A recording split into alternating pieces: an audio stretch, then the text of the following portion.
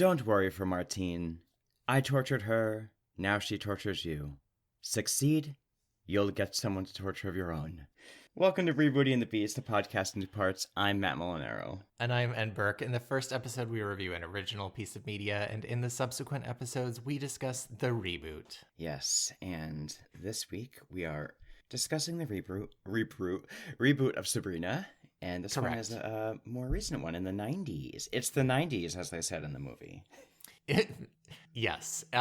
Which I was kind of amazed that it was a full 40 plus years afterwards that they decided to remake this. Yeah. I mean, it was, 1995, so heyday of rom-coms and that sort of vibe of movie. Yeah, true. And I feel like, that is ripe for picking any, Humphrey Bogart, Audrey Hepburn, gotta do it.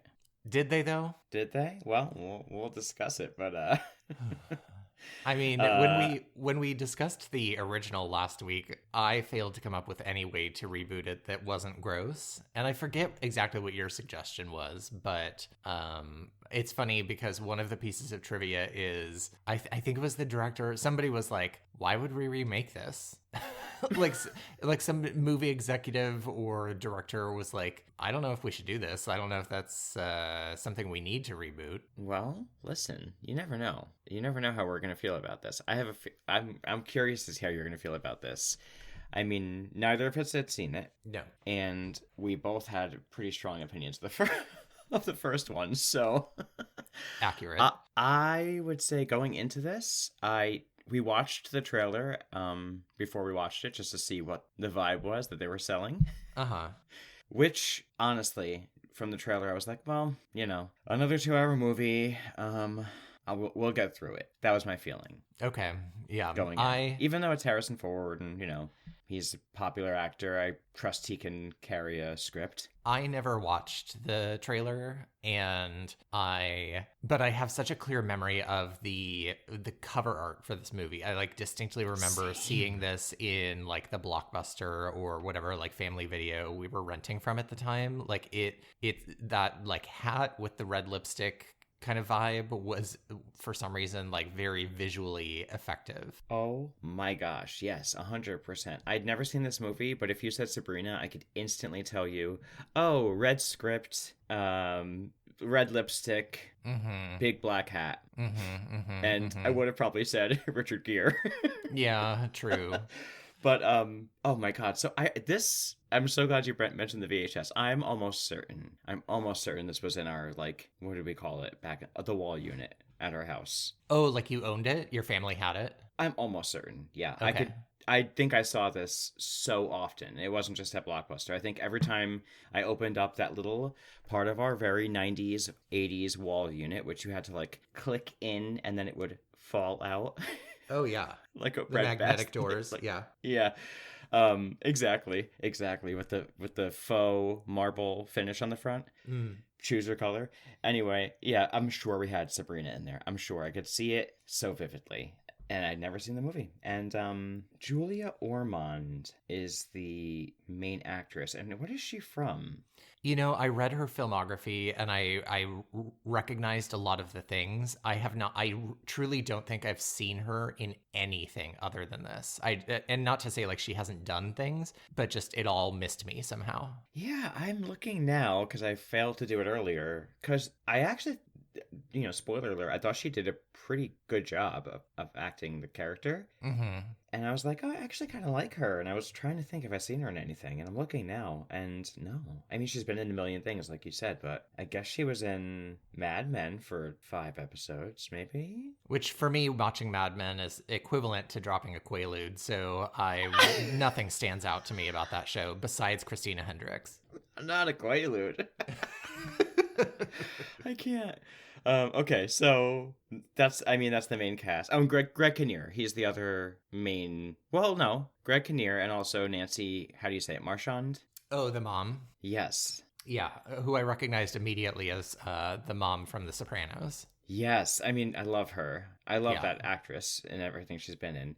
And you know who I saw in this movie that I recognized later on? Was it the little blonde lady from who's like the I don't think chef? she was blonde. She had short, dark hair. She was like the nurse later on. Oh, of course, Margot Martindale. I was like, what are you doing here? I know. I'm so delighted anytime I see Margot Martindale. I love her so much. Me too. I was like, okay. So anyway, there's a cute little cast here. Yes. Angie Dickinson.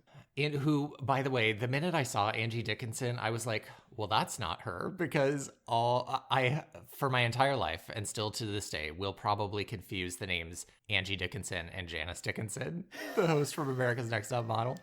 And they are very different people, as you may or may not know. Oh my gosh. Yeah, no, 100%.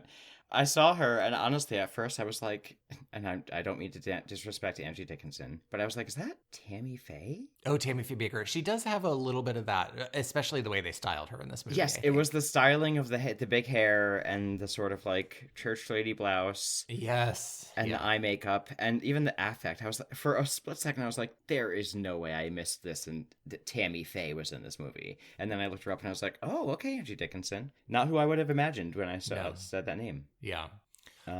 So we kind of discussed where we're at going into this.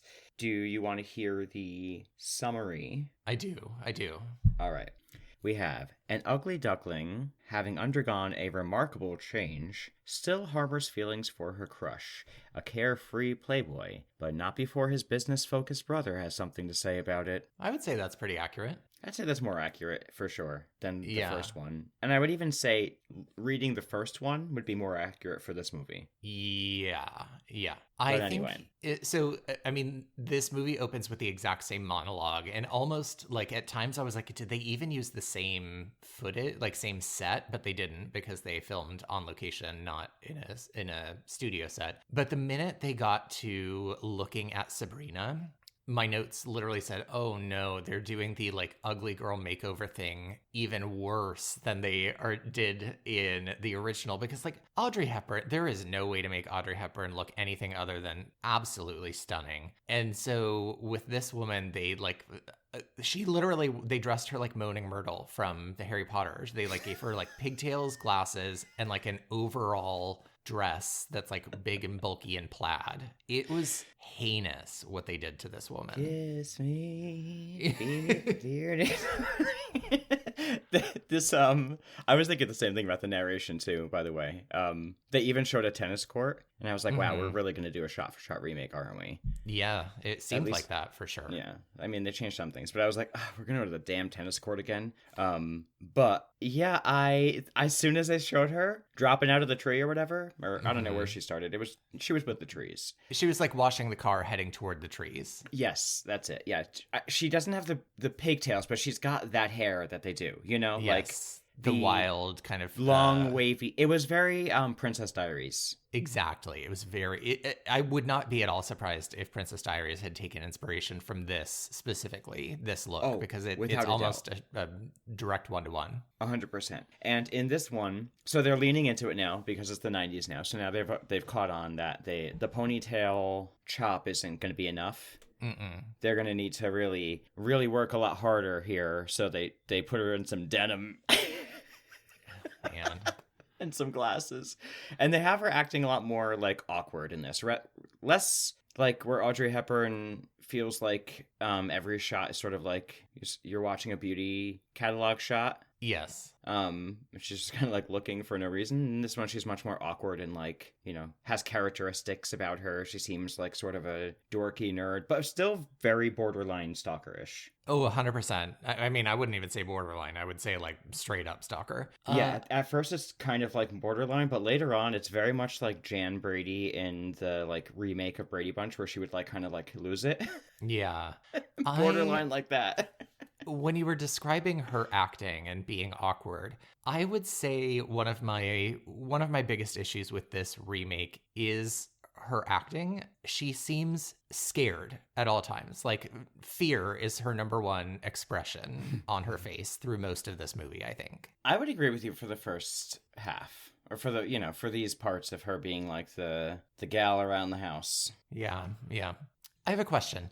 Do you think Harrison Ford is handsome? I do. Okay. Without a doubt. All right. Okay. Pretty easy right there. Right when we were watching it, I was like, oh, I get it. I still think he's handsome now as like a as like a man right now in time where we are. Uh-huh. But in the movie, I could see why he was like a heartthrob back in the day. Was I he wouldn't call him a considered? heartthrob now, but I think Do you I could see the appeal. do you think he was considered a heartthrob in the 90s? I think so, yeah. In the rom-com sort of way, for sure. I think he Okay. was like, I think women would look at him and be like, he was sort of George Clooney Huh. All right. vibes in that time, I think, for sure. Like Richard Gere. Okay, I can see that. It just, for some reason, my association with Harrison Ford is primarily like Indiana Jones, and I guess I don't really That's think true, of that as like but- heartthrob. I think of that as like action star kind of thing. Yeah, I think he kind of had, that kind of rough and tumble thing about him that people liked, But then again, I've heard he's kind of I don't know, but I've heard he's kind of a D-bag. Oh, really? I have. Well, let me rephrase that. I think he's just difficult to work with on set, I've heard, but I think I've also heard that he just really didn't like working on like Star Wars and things like that after a while. And so he was just kind of like over it. Interesting. Which, I mean, listen, do anything for a long time, you get over it. Yeah. Anyway, I don't know. I think he's hot. I think he's a little daddy-ish in this movie for sure. It felt much more believable already, knowing that he is playing Linus, and you meet him right around now. I was like, okay, it doesn't feel weird to me, the age difference in this. It's still a little bit much, but it definitely feels more believable. And part of that is, okay, well, let me say one thing. So first of all, he's only 20 years older than her this time and not 30. So it's a little less icky. And then also when she has her quote unquote glow up and she's like the fully realized Sabrina, she does look quite a bit older than Audrey Hepburn did. Yes. However, before her glow up, she looks like 17. Yes, I would say agreed. And so that feels kind of yucky. But yeah, once it's all kind of like said and done, she does look a little bit older than Audrey did. Yeah. But now we meet the Larrabees. They don't have a dad figure in this one. It's just the three of them. Maud, the mom. Yes.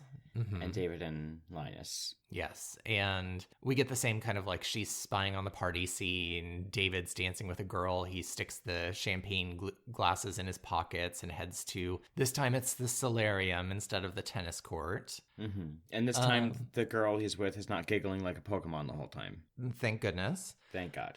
And then she has an exchange with her dad where she says, or he's, mentions her going to Paris for this, career opportunity. And she asks if he thinks David will forget her. And he says, how can he forget someone he doesn't know exists? And I was like, damn, Dad, that's pretty brutal. I mean, listen, he roasted her right away. And, I mean, be real, girl. Like, asked and answered. Honestly. Don't ask a question you're not prepared to hear the answer to. Do you think he'll miss you? You fell out of a tree in front of him earlier, and he's like, what was that? Yeah, who are you? What are you? Are you a raccoon? Yeah. Well, I mean, she kind of is dressed like one, so I forgive him for that assumption. True. Her dad, every time he was on the on camera, Davey was like, that wig. That hair, what was that about?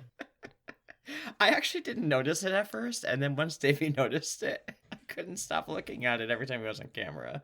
It literally looks like they got it from like a thrift store. Like, somebody had thrown it away from Halloween years ago and they were like, this will do. And it looked like, rats had slept in it. And they tried to dye it a weird color. It was really bad. It was like a Halloween Harpo Marx wig or something. It was very strange. Yes. Really It looked strange. like they were shooting this in black and white at one point, but they decided to put it in color and they're like, well, we want to adjust the wig. Yeah, the wig has to stay. We've spent the whole 30 cents on it. We couldn't possibly go get another one. Yeah. I was also like, I cannot believe they didn't update the glasses in the back pocket, because that is such a, who?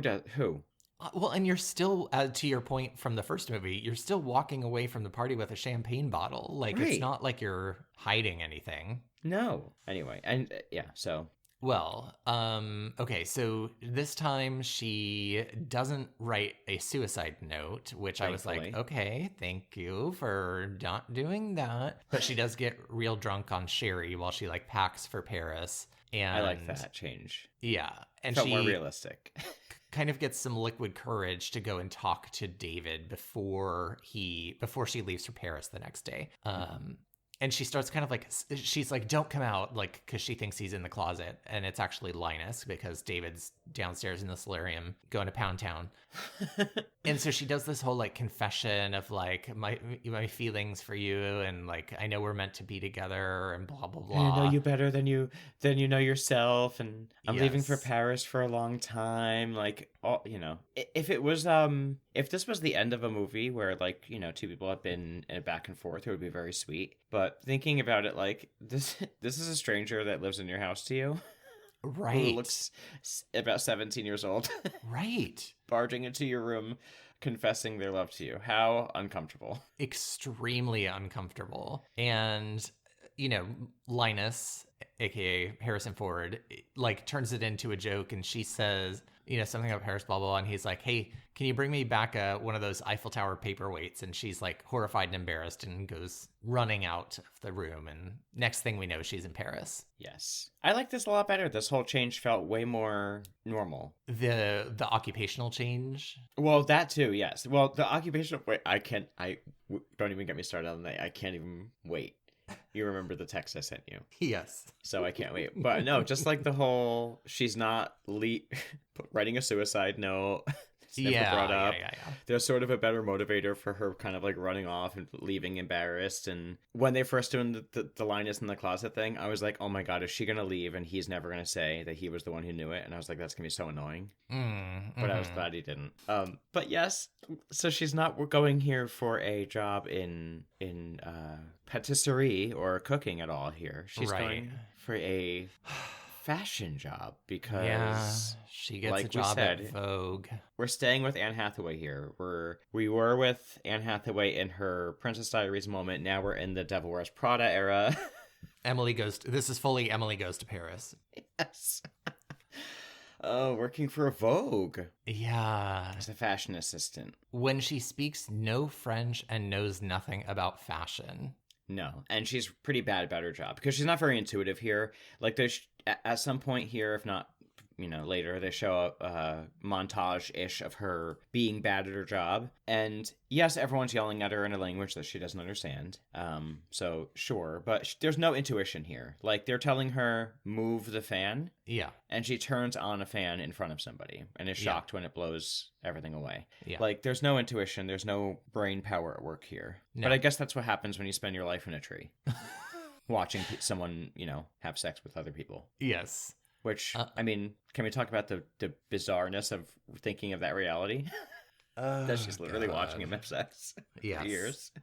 And probably was a teenager. But, anyway, a little bizarre. Yeah. But now she's working for some sort of like bossy lady at Vogue. Yes. There was about 3 interchangeable French women in this movie that I could not keep straight because they all had about the same haircut, hair color, and variably spoken all French or a little bit of English. And so I don't know who was who, but she had one that was kind of nice to her and one that was kind of a taskmaster. Yeah, they all looked exactly the same. Yeah. In her little room that she's staying in, wherever that is, she has. So we also learn in this updated version, David, the brother she's in love with, did a Gap ad, and so she has the photo shoot from his Gap ad hanging up on her corkboard in Paris. David did a Gap ad. Yes. Okay, so she calls her dad and tells him, like, everyone in Paris thinks I'm an idiot, and he's like, I'm sure it's fine, like, it's not going to be bad. And then he talks to the other staff. For some reason, they decided to put in, like, this like caricature of, like, a Latina housemaid character in the movie, which I didn't like. Mm-hmm. And she talks about how when she moved to the US, it took her 11 years to stop crying, and everybody is like, okay, well, we're trying to comfort the dad right now, so maybe go cook something and shut up. Mm-hmm. And then Matt. And then we cut back to see how our girl Sabrina is doing in Paris at her first photo shoot, which I'm just gonna give a few like elements that I think inspired this photo shoot. Number 1, a water park. Number 2, a slip and slide. Number 3, Edward Scissorhands. What in the world? I know it's 1995. What in the world? Yeah. So What were we seeing? for the listeners who haven't seen this, the main model is in a pink see-through plastic trench coat and bucket hat, and she has like tubes connected to each of her fingers that are spraying water, and she has her fingers splayed out like Edward Scissorhands, and like jets of water are shooting out of her hands, while other models are like have umbrellas that are shooting water. It's the weirdest thing I've ever seen in my life. It's like a Gushers ad. It's yes, like a water park gone crazy. Water park, very much that. It is like someone chopped the tips of all of her fingers off, and instead of blood shooting out, it's water. It made no sense to me whatsoever. And they have this like funky music playing from the 90s, like what you would have heard in Teen Witch. The score on this was really strange. Oh, it was so jarring. It went between like 90s updated sort of music like this, and then like sweeping like orchestra. Oh, yeah. God. But yeah, this was quite a scene. When they did this, I paused. I was cracking up. I had to rewind a couple times because just watching her on this set, and this is the one where she's like doing a little better. I think she helps out a little bit here, and they're impressed with her. She's, getting the hang of things. Yeah. And what did she do? I think she basically like they make it seem like she did something astounding. I think she basically like adjusted his collar up. Yes, she like adjusted the collar on the model, and they were like, "Oh, she's got it now." The eye on this girl. And then this is when the woman takes her aside. By the way, the woman who is like her boss is the one who I took the quote from at the beginning, because I just thought, isn't that the goal of all service workers? The only thing you can hang on to is that someone's torturing you now, and maybe you could torture someone else later. Yeah, seriously. Oh God. But yeah, she's like, they've merged the like random character at the cooking school who tells her to cut her ponytail off with like a photographer, and then this lady. Yeah. Like delving into like, why are you here? What are you missing? Yeah. And every time we see scenes of her in Paris, like she's more and more putting things on her corkboard that was once just David's Gap ad, and she's like covering it up slowly. Yes. I liked these little scenes of her in Paris, by the way. Sure. I would also say that the acting in this movie is really weird. Like so she fixes the collar, and then she's behind the photographer. The photographer is not looking at her. We've never seen them interact before. Never. And then without looking at her, he says, "Have a drink with me." And then there's like 30 seconds that pass before he turns around and looks at Sabrina, and she's like, "Oh, me?" And then they kind of like have a drink, and they're chatting, but it's, they're like getting to know each other, but there's like music over it. It's just kind of like a little montage. They go dancing. And dancing. Yeah. And dancing. It's just, would you like to say some more about the dancing? We were looking around because I was like, this is weird dancing that he's doing. He's doing some sort of strange, this isn't Wicked, where Elphaba has something prepared. It's a strange interpretive dance thing he's doing. And we're like, oh, maybe it's, it's 90s in France. I don't know how people dance to this type of music, maybe. No, everyone else is just dancing normal. Mm-hmm. This was a choice. Yeah. It's a little Cirque du Soleil. It's a little strange. Does it? Yes. Hands waving in the air. Yes. So we've got her starting to do better in Paris, and then we kind of cut back to the United States to look at Linus and David. And Linus is, of course, this businessman. He's got a cell phone with an antenna that's tall enough to reach space directly. And he works in electronics, not in yeah, just like glass, I guess, or every little plastics, bit of everything. Yeah. It was very 90s, by the way. They said things like riding the fiber optics highway. Yes. Which really took me there. Yes. Also, the mom in this movie, all of her costumes look like she got caught in the curtains and had to do a Project Runway 30-minute challenge and turn it into a dress. Oh my God. Later on, I wrote, this is literally, she literally looks like she had to grab a curtain because I'm in a slip. Yes. Just tie it around me. Literally, just tie it around me loosely. It's really weird. Yeah, she's real styled in this one. She's styled like a table. Yes, she is. She is. So, okay, so they're like, doing their business, whatever. Yeah, And we find out that David's got a new girl whose name is yes. Elizabeth Tyson, and he's Yes. going on.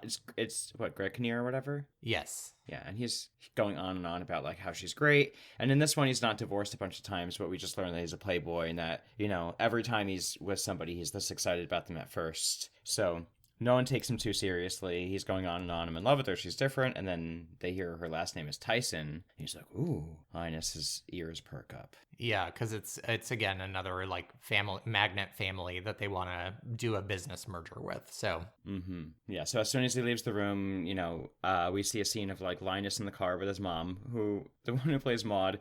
Her look is always constantly horrified by something. Yes. Yeah. Or disgusted by something, I should say. And he's on his car phone, LOL, making insider trading moves. Yeah, it seems like it.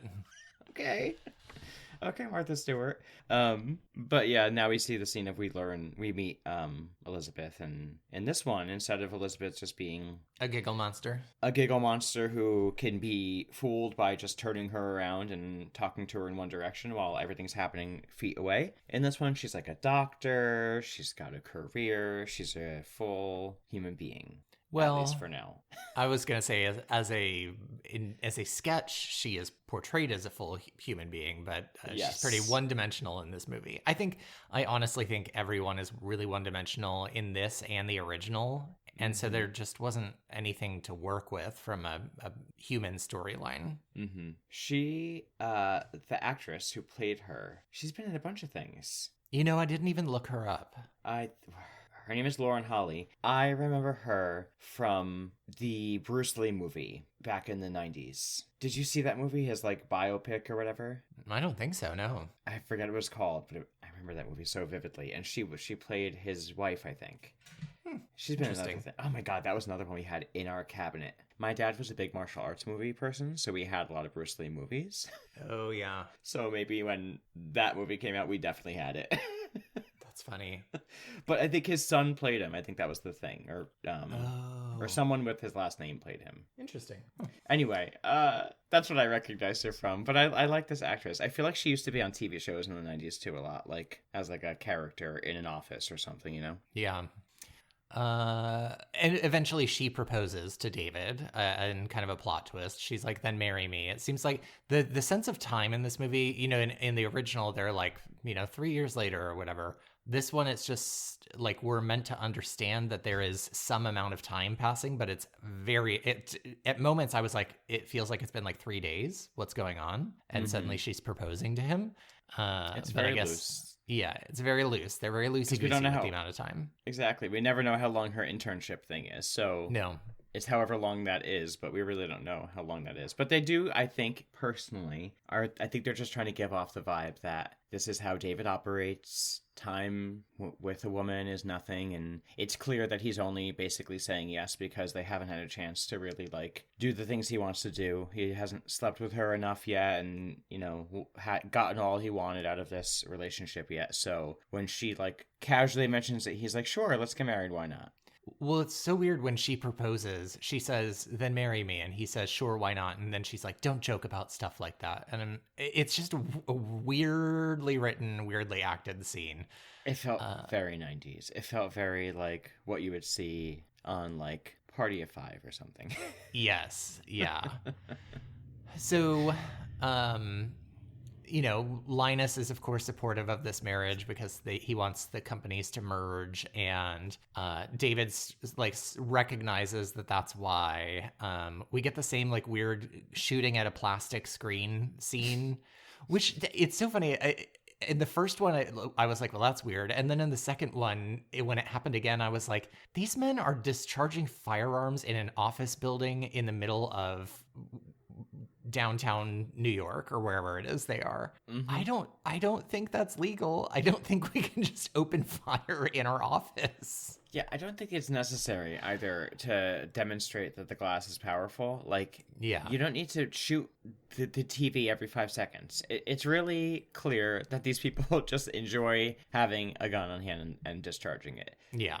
Because and it's actually kind of funny. They're in the middle of a conversation, and Harrison Ford just pulls out the gun and just shoots the TV. It's in the most jarring moment ever. Yes. And his brother goes, "Is this a new way to change the subject?" Yeah. And I was like, for real? I mean, it worked. Oh my God. So then they have dinner with the Tysons. We get a little dinner scene with them. And it's not really necessary other than like we get the sense that, you know, it's meant to show us that these two families are like excited that their kids are getting married. And they're also probably more excited for the business merger. What's weird to me about this scene, though, is Angie Dickinson, the mom of the Tyson girl. To me, it looked like she was making weird sex jokes and flirting with Linus. Yes. At the table. And I was like, what are we doing? What's going on here? And not like under like the table where no one could hear it, like off to the side, hoping like she slipped it in. She would say it. And then her daughter says to him, "Sorry, every time my parents try to make jokes, it comes off perverse or terrifying. You'll get used to it." It was about as uncomfortable as the like foot job scene my in God. Danny DeVito, was it? Yeah, with Danny DeVito. What the hell movie was that? Oh, gosh. Had Kathleen Turner. Oh, The War of the Roses. Yeah. There you go. Okay. Yeah. No, thank you. Yeah, I guess they're trying to put it more in this movie, like they're giving David a little bit of an out here, I think. Oh, they're trying to make it seem like, oh wait, I didn't know what I was getting into after all. Look at the family I would be marrying into. Slow down. Yeah. Doesn't seem to deter him though. Exactly. And it's also, give me a break. Give me a break. So Sabrina's dad writes her a letter and tells her that David's engaged, and she is, of course, devastated. Well, she's sad about this, but then she just decides to fuck the photographer that she's been chatting to, which, again, we've never seen any of their conversations. We've seen them awkwardly dance. We've seen them pantomime talking to each other while music played, but now she's having sex with him, I think, to make it show the audience that she's like willing to throw herself out there and do different things, and she's growing and changing and taking risks. And there's a scene afterwards where she's like, I need something or whatever, and he tells her, you need to get right in the head. Yeah. Not this. So you're fine to sleep with her, but now you're going to tell her your advice is, this isn't good for you. Right. You need to like work on yourself, girl. So, I mean, whatever. I mean, listen, I said to her, get it. Get it. You're not going to get it with David. Honestly. Get it with this guy, Louis. He like him. He dances like a weirdo. Hey, get a little strange. See what happens. And then the next scene is very confusing to me because it's another photo shoot. She's like assisting on the photo shoot, and they're taking photos of this like couple in the rain. And then she like randomly wanders onto the set and takes a red scarf and just like places it on the ground and walks away. And that was so bizarre. I was like, I've never seen this scarf. Was this meant to signify something? What's going on? I was so glad you brought this up because I forgot to write that down, because they do this it's a montage kind of thing, which I think for the most part I liked personally, because it shows like her time in Paris over time, it looks like, and she's actually enjoying it on her own versus the old movie where she is in her room miserable the whole time, but then says she's had the most wonderful time there. But then they have this long part of it where it felt like it had to mean something. Felt like it had to mean something. That whole photo shoot, they pan to it for a long time, and when she's holding the scarf there, the big red scarf, and they're like looking at her, everyone's looking at her like, is she gonna do it? Right. And she puts it down in this like look of like, I did it. There, I did it. Do you think they must have like cut out a scene where somebody gave her that scarf and it signified something or something, and then it got cut because it literally made no sense at all, and it was maybe it's her mom's scarf or something. I don't know. It was really. I'm glad you mentioned it because it felt like they focused on it for a long time, and I expected something to come up, and then I forgot about it. It's so weird. It really made no sense. Okay, so cut back to the US. She tells her dad she's coming home, and not to pick her up, she wants to surprise him. And we see her now looking much older, like you said, and much more mature. She doesn't look like a teenager anymore. I would say she looks 30-ish. Yeah, I would say late 20s for sure, early 30s. And I think part of it, the haircut and the outfit they put her in, I think age her because she does look 90s chic. She's got like a good hat on, but she's wearing basically a black fitted pencil skirt suit. Yeah, the little businesswoman power suit thing wasn't great, but I liked the hair because it was very that like 90s salon photo book hair. Yeah, with the PC look, you know. Yeah, it was so that look. But yeah, it was very.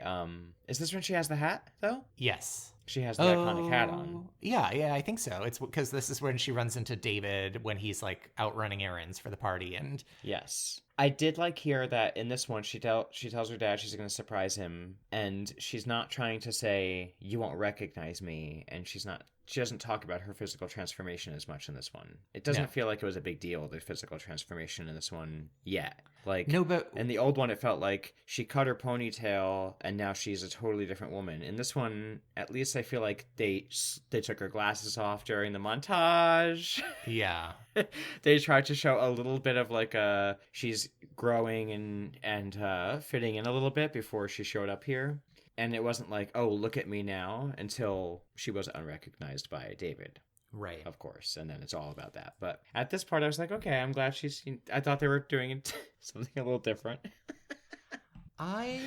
So Linus, of course, David, of course, doesn't recognize her. And we get the same like car scene where he's trying to figure out how he knows her because she's making it clear that they've met and they know each other and he doesn't have any idea who she is currently. This one made more sense, by the way. It didn't feel like from the very beginning, you could tell she at first thought he recognized her. Yes. And he's just playing it off because he feels embarrassed. Like, yeah, you, whatever. Hey, yeah, I'll give you a ride. It didn't feel like it wasn't just like picking her up on the road. It was almost like, I'm embarrassed that I don't know who you are, but you're a pretty girl, so I must know you, so I'll take you wherever you're going, and I'll figure it out. I felt like that was better, and it made more sense. And their conversation in the car felt more natural, too, because it was more like, you really don't know who I am, do you, the whole time, versus in the first one where she was, like, playing a puzzle with him the whole time, which was cute, but not realistic. I will say, and this is not to say anything like she's not a good actress or whatever, but there's just a charisma and charm about Audrey Hepburn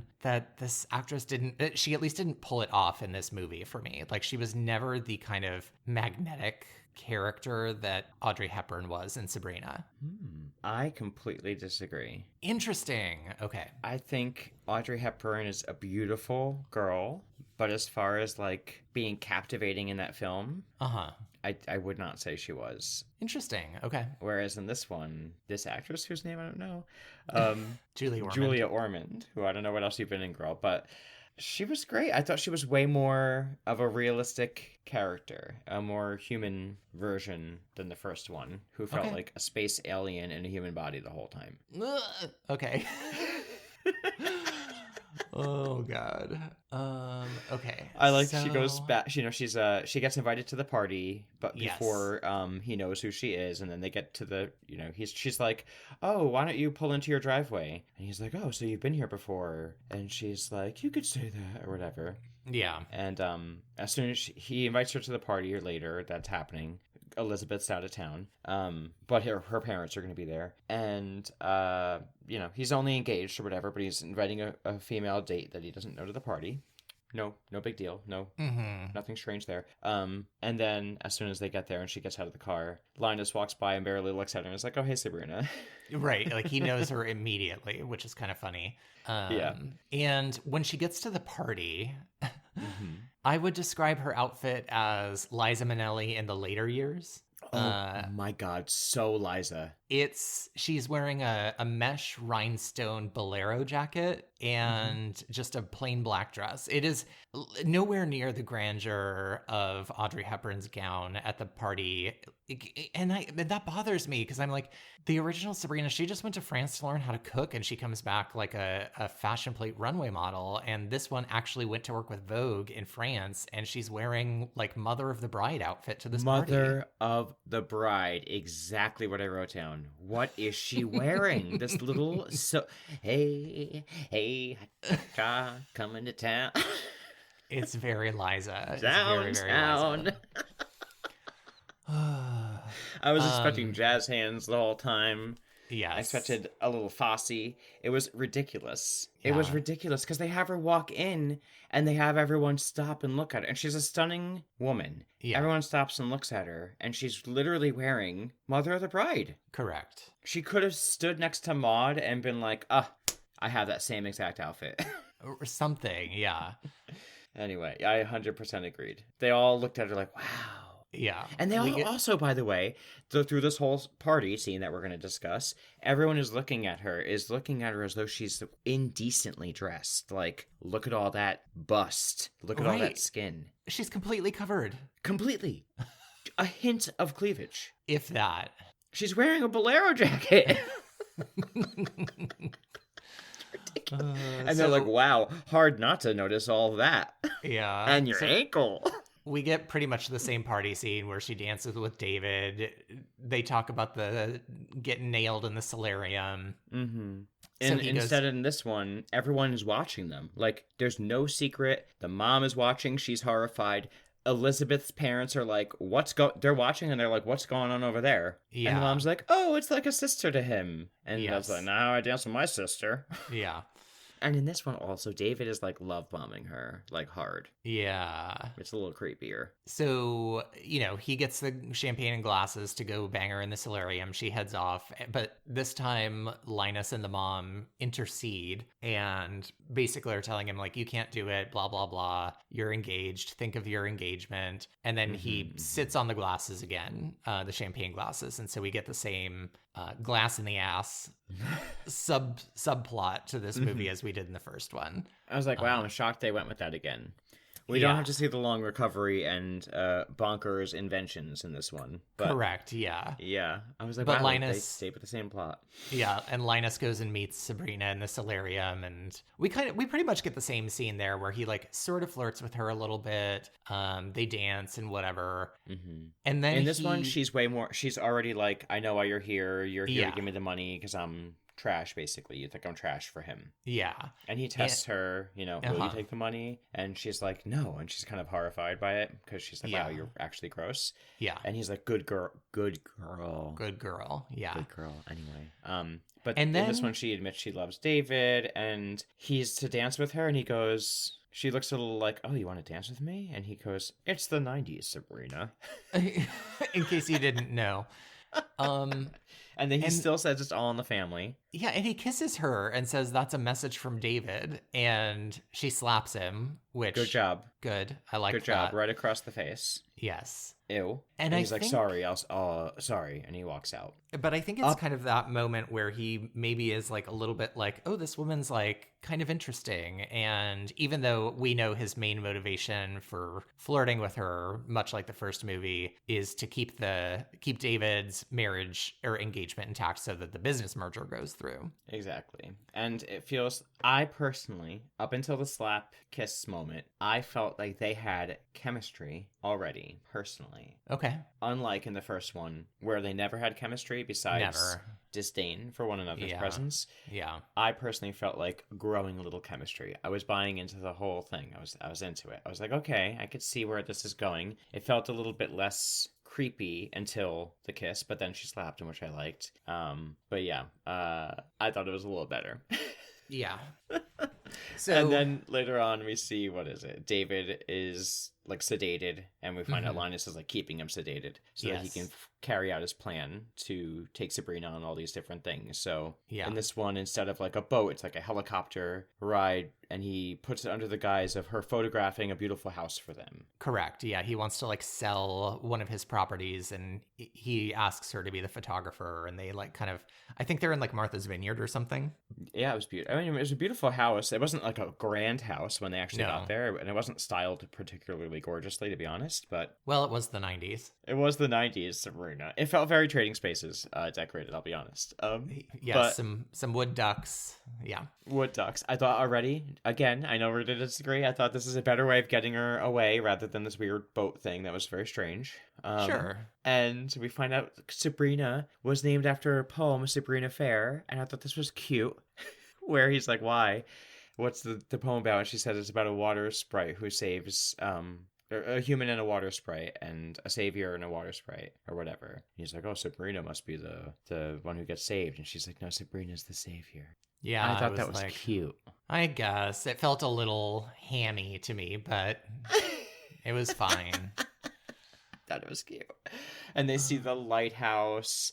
And this one, every time Harrison Ford's character is like opening up a little bit, it does feel a little bit more sincere than it did in the first movie.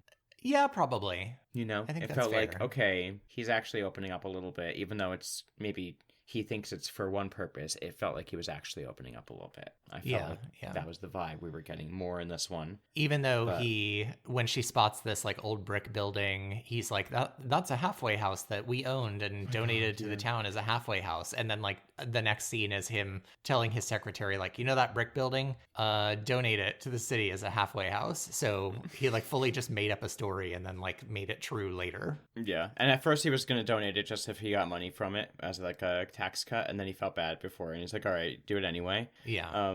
But I did like, they have that whole scene at the house and she's taking photographs of him and, you know, they have like a connection a little bit. I felt like she did great in this scene too. I felt like Sabrina had character in the scene. Okay. She was more like a human being rather, you know, she had strength to her and it felt like a natural connection. In the first movie, at the end of the movie when Sabrina's like, I actually like you. Oh my God, I actually like you. And then he's like, well, it was a lie. Up until that moment, I never actually knew she actually felt for him at all.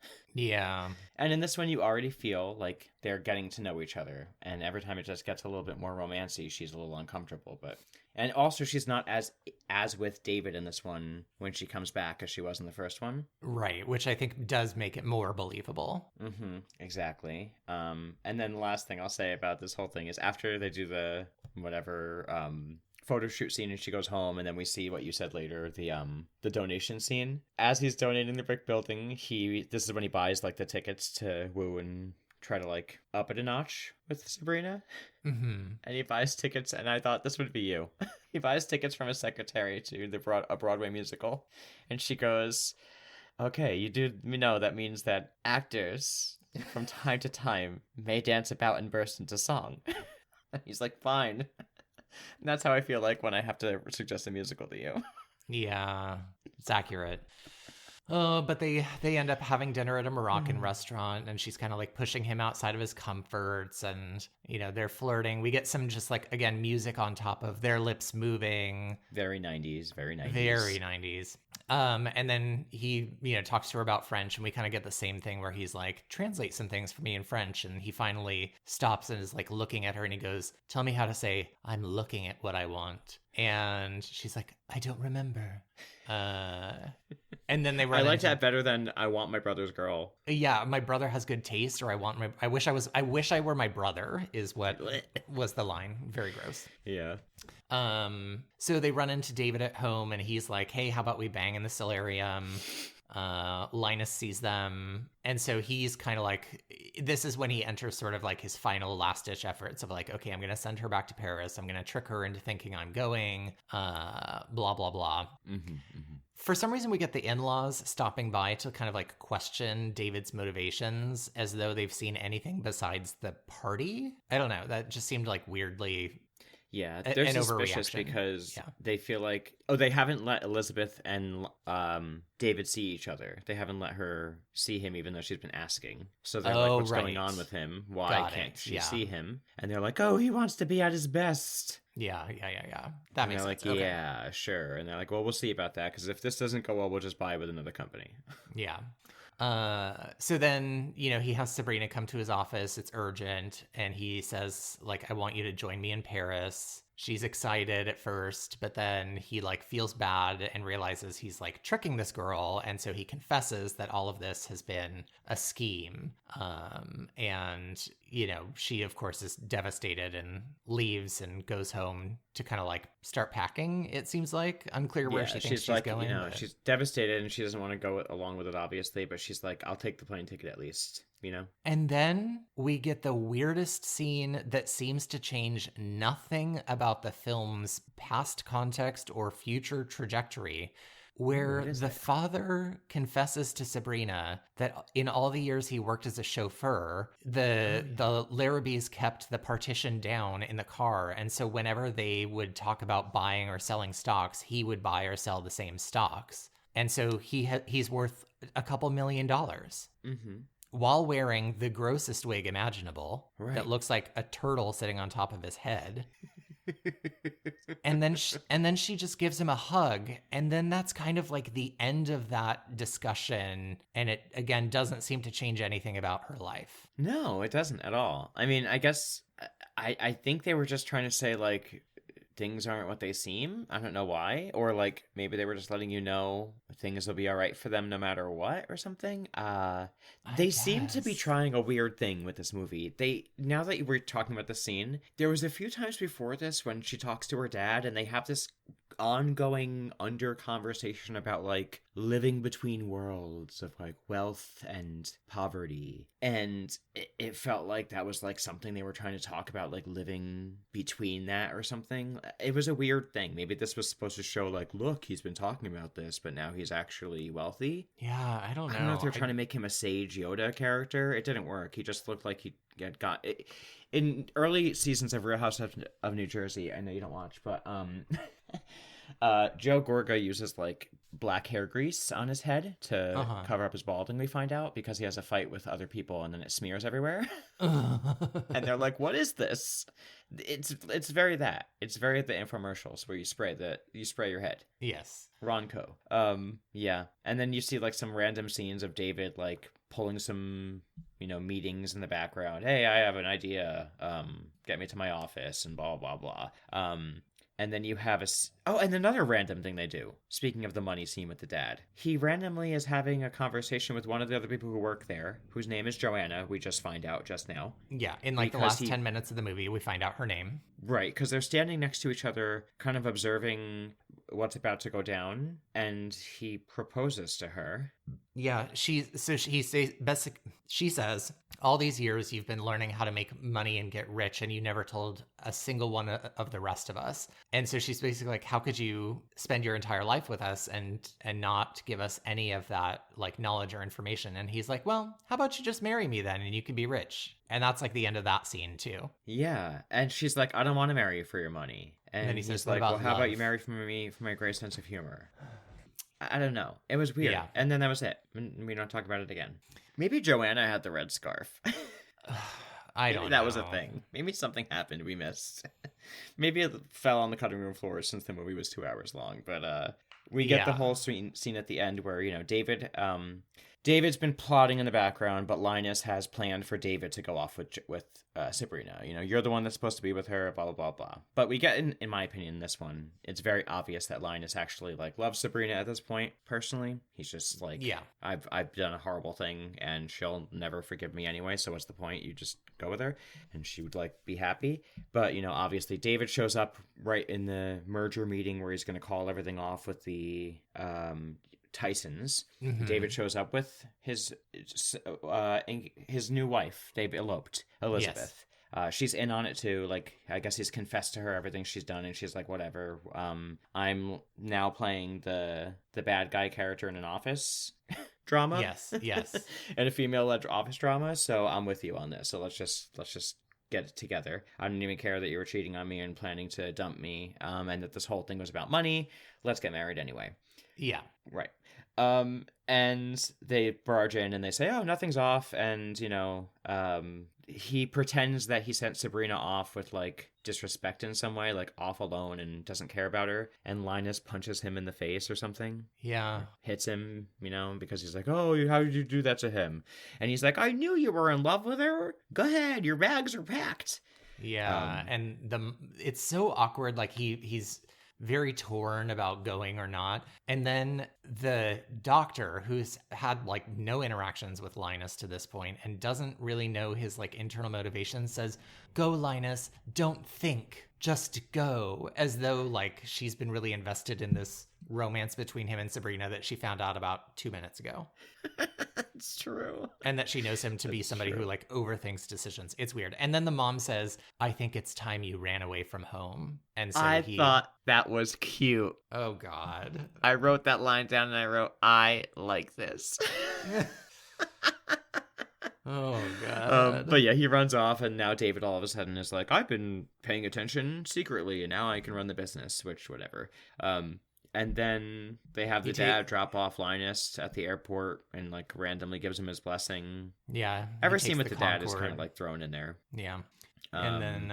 and listen, this is cute. You're not going to think it's cute, but I think it's cute. He goes to see her. He takes the helicopter to the plane and whatever. Mm-hmm. And when he goes to go on the plane, she's like, is this your first time flying, coach, basically? And he says it's his first everything. And do you get it? He's the virgin from the poem, and she's the savior. His first everything. You get it? Isn't that cute? So anyway, they get to Paris, and he surprises her, and he's like, what's up? Let's be together. And she's like, cool, cool, cool. And then they kiss, and that's the end of the movie. She's like, cool, cool, cool. It's a little bit sweeter than that, I think. And I think it's better than the end of the first one where he shows up on the boat and puts his umbrella on someone's back. Yes, true. Yeah. And then they just end the movie. In this one, he's like, she's like, it was all a lie, I thought. And he's like, it was a lie, and then it was a dream. And she says to him, she doesn't know how she's going to believe him. And he says, like, he's going to, make that better or whatever. I think that's way better, I think that's more realistic. It's not just like, I'm in love with you. She's like, I don't know how I'm going to believe you. Yeah. So, do you have any trivia about this movie? I did not look up any trivia. I forgot. I do have a few pieces, yes. So, the first one was the director, Sidney Pollack, did initially turn down the request to direct the remake because he thought the material was too dated to be effectively done in 95, which I would agree with. The lead role was originally offered to Winona Ryder, and she turned down the role because she thought she could not fill the shoes of Audrey Hepburn. Which, wow. I bet you she turned down the role for a different reason and used that as an excuse. Maybe. Because I think she might have made the right choice for her career with that one. Possibly, yeah. She would have looked great with that haircut, though. She would have, yeah. Harrison Ford said that he enjoyed working with the director on the film, but that he found the role of Linus to be one of the most challenging roles for him as an actor. He just never felt like he got it and did it correctly. Fair. And then some of the others who were considered for the lead in this remake were Demi Moore, Gwyneth Paltrow, Cameron Diaz, Sandra Bullock, and Catherine Zeta-Jones. Okay. I could see a few of those in this role. Yeah. And then finally, the Sabrina tells Linus her address, and then the final scene, they actually did film it exactly at that address in Paris. Oh, that's cute. So this one did, the first one did a lot of soundstage stuff, particularly for the France scenes, but this one they actually filmed a lot of stuff in France. Okay. So, look at that. Fun It looked facts. like it. I mean, it was beautiful. The shots were really pretty. What were the ratings like for this one? IMDb gave it 6.3. Okay. Rotten Tomatoes. Tomato meter is 60%, and the audience popcorn meter is 64%. Okay. I have a feeling ours are going to vary. What do you think? Well, I agree. Yes, I think we're going to have some differing opinions. Last time we both gave the original a 4, and we both called it a beast. Mm-hmm. I am going to give this one a 3 and still also call it a beast because I just think, even though they addressed some of the yuckier stuff in the original, Sabrina, it just felt like they tried to throw lipstick on a pig of the character of Sabrina, where all she's motivated by is her love of one of these men, and she doesn't really have any drive of her own, and that still makes it a beast to me.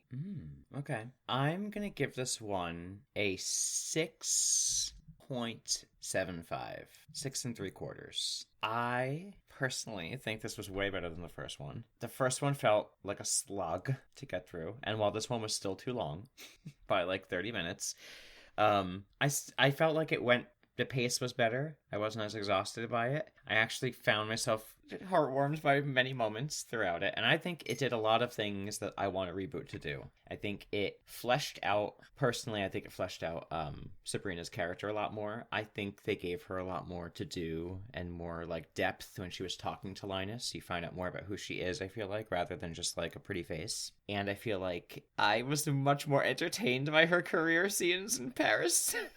Matthew. This time around. You are telling me that you think this was better than the original Clash of the Titans, the original Nosferatu, the remake of Mean Girls, that you think it's as good as The Wiz. That's what you're telling me. What did I give the remake of Mean Girls? The remake of Mean Girls, you gave it a 6.2. Okay. You know, I'll scale this one a tiny bit down and give it a 6.5. Maybe I'm going a bit high, but I think it was, for most of those things, I agree. And as you know, as we go on this podcast, this rating system has to have a little bit of a, what do you call? A margin of error. Margin of error, because, you know, we start one place and then when you compare, you're like, okay, I needed to be a little bit more kind or unkind. So I think maybe I could have changed some of my previous scores, but I don't think this was bad. I like this. I'm gonna give it a 6.5. I'm gonna say there, and I'm gonna call it a beauty for sure. Wow. Yeah, I thought it was good. I enjoyed it. I felt like they fixed a lot of the things. I think they had more work to do. I don't think it needs to do another reboot, but I think for the most part, let me tell you, they made it make a lot more sense. I think we should do another reboot of Sabrina because it's been another 30 years. And I think this time it should star Sabrina Carpenter. Oh, yes. And I think I think her character should have some more motivation from a career perspective that, you know, maybe one of the brothers kind of offers some like a barrier to that and the other offers some like incentive to that. And she's kind of like torn between them and blah, blah, blah. But I think Sabrina Carpenter could pull off a remake of Sabrina. Yeah. Oh, for sure. I think honestly, but if they ever did Sabrina again, the only possible way it should ever be done again is if at the end she's not picking one of the brothers. I agree. That should not be one of the... I don't think that is a great ending for either movie. I think it's annoying to me that she keeps picking one of the people who manipulated her, and there's no contrition other than like, shucks, I feel bad about it, but I actually luck you through it. It's like, no. I think instead it should be she ends up getting some sort of like business deal with them where like she's proven that she's more than this like, you know, silly little slip of a girl, but she's actually got like a good head on her shoulders, and so they want to invest in whatever it is she's doing, kind of thing. Yeah, I would even like, honestly, like where she's at the end and Linus shows up and is like, oh my god, I'm so sorry, and she's like, yeah, you should. Why are you here? Yeah.